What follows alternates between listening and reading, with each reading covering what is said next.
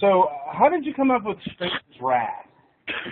Well, I just got slaughtered by Halo, right? Mm-hmm.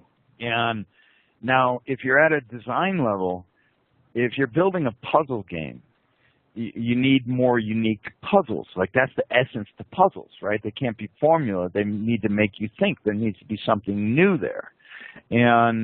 But when you compare, so what that means is more code. Like, each new puzzle kind of tends to require more code, at least in the universe we were living in. I mean, I guess you could be super clever and figure out how to do that in a very chemistry-oriented way that was smarter than the way we were doing it, but this was our reality. And so I'm looking at how do we build action-adventure puzzle games and compete with shooters, because we just got slaughtered in the marketplace. And the thing about shooters is this.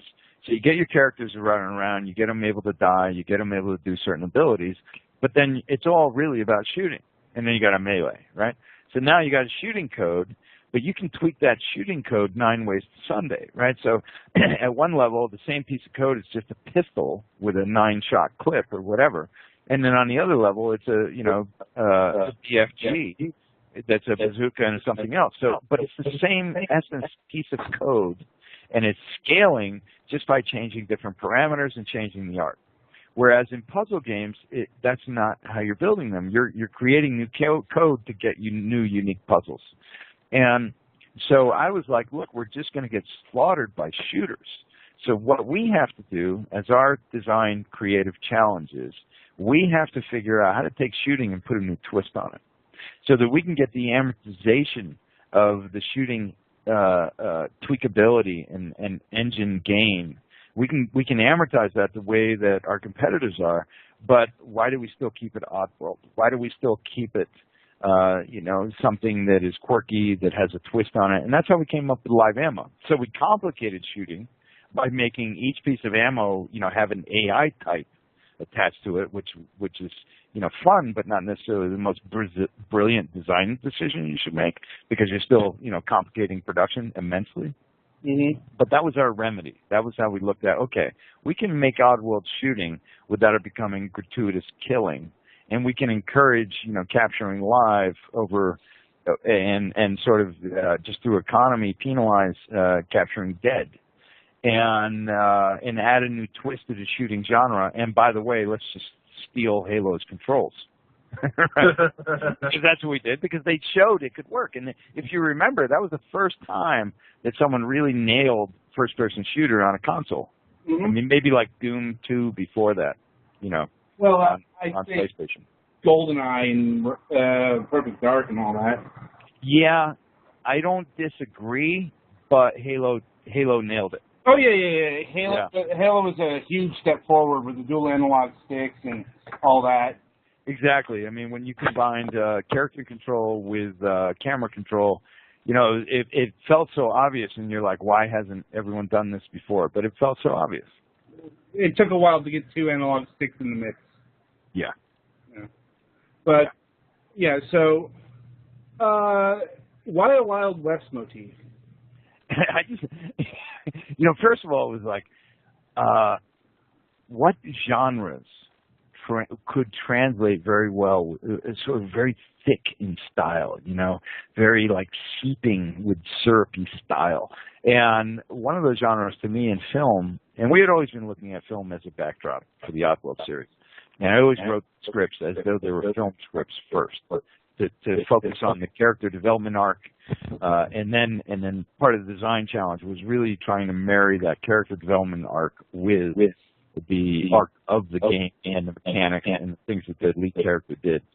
So by the time we got to Stranger, we said, well, we're really in another territory here. We're not in Abe's territory where he never carries a gun. Now we're in a flipped sort of territory where we have actually a very macho type of character who's more powerful, but what are the twists we're going to put on him? And in the case of Stranger, it was like, well, what's the conceptual twist? And I had always been a fan of the Sergio Leone movies, Clint Eastwood and The Man with No Name, and The Good, the Bad, and the Ugly, Once Upon a Time in the West. I mean, those are still some of the most saturated, character films to this day. You just watch the opening scene. I could watch it 100 times, you probably have, to Once Upon a Time in the West. You know, with Charles Bronson and the four gunfighters, you know, the three other gunfighters at the train station in the beginning. And they're so rich with character. You don't see casting like that today. You know, you just don't. His most underrated film was Once Upon a Time in America. Which was, I just thought was terrible. You know, I mean, it put the studio out of business too, right? Well, that's because, you know, Warner Brothers messed with it. Yeah. Yeah, there's a lot of those behind-the-scenes stories, true. Yeah, but anyway, so the films of Sergio Leone influenced you. Yeah, so it seemed a great place to take, like, the tough bounty hunter sort of image and pluck it out of the Sergio Leone films and then put an envelope twist on it where you find out, you know, he's really kind of a coward hiding from himself who, through circumstances, you know, has to embrace who he really is or die. Right. And how did the bounty hunting mechanic work? I mean, how did it develop? Yeah. So the idea was how do you capture live versus kill, and why does that have greater value? I mean, it was really that simple a problem. And this is something I tell to you know, people on staff all the time. I tell it to younger designers, which is you don't have brilliant ideas. The best you can do is figure out a brilliant problem to solve. You know, so you got to create a condition where you go, you know, like Abe not having a gun, but it's an action-adventure game where you can shoot, right? Like, the traditional game designers were just like, dude, this is retarded. You don't know what you're talking about. You're just full of contradictions. And I'd be like, no, this is just a creative problem to solve. And as a result, we came up with Possession. That's how we came up with Possession. We said, how do we let this guy have his day with a gun, but it's not him, and when we take that gun away, he's still a helpless little guy who's trying to solve things with his head and not just with a gun. And that was very contradictory to how you would design a game that had shooting in it. And for Stranger, we said, well, how do we design a game where it feels like you're tough, but then you're going to find out things aren't what they appear to be, and you're still kind of at the bottom of the food chain, even though you felt like you were, you know, pretty powerful in this world. You know, we were playing with those dynamics. Right. And you know, and ultimately with Stranger, it was like, well, how do we place those dynamics in a more familiar environment? And the idea of bounty hunting, you got. And the idea of unexplored Western territories was kind of a classic American historical motif, right? That's one that Sergio Leone was building off of with all those spaghetti westerns, even though most of them were filmed in Italy. And so off of those motifs, we felt like, well, this grounds the player in a universe that they begin to understand, even though it's quirky and odd and different. And if we can, the more we can do that, the better it is, because they have this sort of preconceived notion of what a bounty hunter is. They have a preconceived notion of pioneering West and that it's recently settled territories. And they have a preconceived notion that the natives are not necessarily, you know, doing so well, you know. And so that was a pretty good motif to then birth that Stranger character out of in an Oddworld-like way. Mm-hmm. Now, how did EA get involved with this game?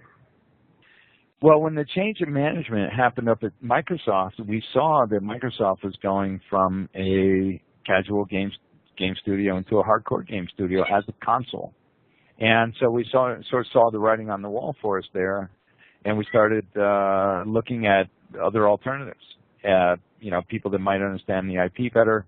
You know, you're looking for a good home, and you have 70-plus mouths to feed at the studio, which is obviously, you know, $600,000, $700,000 a month to keep everyone employed. You never want to see people go without a paycheck, and so we started looking for places to land into because it seemed like the writing was on the wall at Microsoft.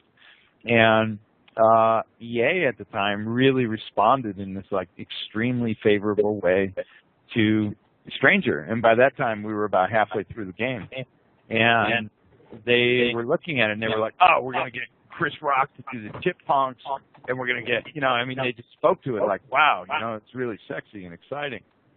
And then they were going to do the PS2 development. You know, and we were like, we're not quite, you know, we were kind of paid to really try and maximize minus multiplayer. We were being paid to really maximize the potential of the Xbox. Like I say, minus multiplayer. And we don't think the PS2 is going to hold up on this so well. Oh, no, we're the experts at this. We'll get this done, you know, trust us, blah, blah, blah, blah. Well, the end of the story is they completely blew it. And as a result, then they came back after we were finishing the Xbox version, which was getting rated really highly, you know, even in our pre-reviews. And they said, well, you know, now, because we fucked up your PS2 conversion, you know, you're not a multi-SKU platform anymore. You're not a multi-SKU game. And that's really what we do is we really market multi-SKU games, so we're going to cut your marketing budget to, you know, pretty much nothing. And so, you know, friends of ours in the industry didn't even know Stranger released. And that's the short end of that long story. If I needed more reasons to hate EA, there it is. Yeah, I got plenty. You know, I mean, but it's a long, tired story, you know, because people love the drama of it, and I've spoken of it too many times. But really, you know, I thought it was a pretty shitty thing to do, but that was, you know, now you're dealing with big public companies. It's a very common capitalist play, right? So it's not like EA did anything outside the rules of capitalism. That's just how it works. You know, the winner rapes all. And no matter how they get there, if they have more money and power, you know, then you're the little guy. Right. So how badly did Stranger's Wrath perform? I think it sold 1 million units. I think it sold like 500,000 units at retail, you know, which for its budget was kind of a disaster, you know, really. But Metacritic, it did really well. So this is where we chose. We said, rather than doing another game with this publisher who's willing to pay for another game, why don't we just call it quits? Why don't we just back out? And why don't we wait for digital distribution? Because, I mean, and we wanted to try some other ventures too, and we weren't successful, but we tried. But why don't we just wait for digital distribution? Because this is the big problem. The big problem is physical distribution. The big problem is if you're going to think you're going to sell 1 million games, then you're going to have 1 million games on the shelf, and that means you're going to have to be paying, you know, $7 a game in licensing fees just to get the damn things manufactured. So that's $7 million just to get 1 million, you know, CDs out, DVDs out there, and compound. And the ones that have that power of distribution, they have the power. So you're pretty much, you know, in a bad situation if you're an independent developer going through physical retail. Very difficult for you to win. And so what we said is digital distribution is the big hope. And Steam was just really getting rolling. They were successful already, just really getting rolling. And instead of us selling out to someone that we really, quite frankly, you know, detested, we decided to just wait and see if we could revive the property when digital distribution became possible. And as a result, we sold more units digital, you know, after their rights expired, you know, 5+ years later, which was part of the wait for Stranger getting to digital. After their rights expired, we were able to get it back out there, and then it went on to sell more units than it sold at physical. Except by that time, you know, we were able actually to get the money because now you're getting a 70-30 split with whoever's distributing it. In this case, on PC, it would be like Steam first and then GOG later and a few other networks that are distributing around the world. But that made a huge difference because now you weren't dealing with funny accounting. I'm not accusing EA of funny accounting, but I'm just saying in the distribution, physical distribution world, there's a lot of middlemen. And if you do a forensic audit, you tend to come up with a lot of funny accounting that went on. You know, but it'll cost you $500,000 for that forensic audit. So, yeah, not cheap. Yeah. Well, it sounds like you enjoy being the captain of your own destiny now. You're like Ahab. Yeah, in search of white whales, you know. Yeah.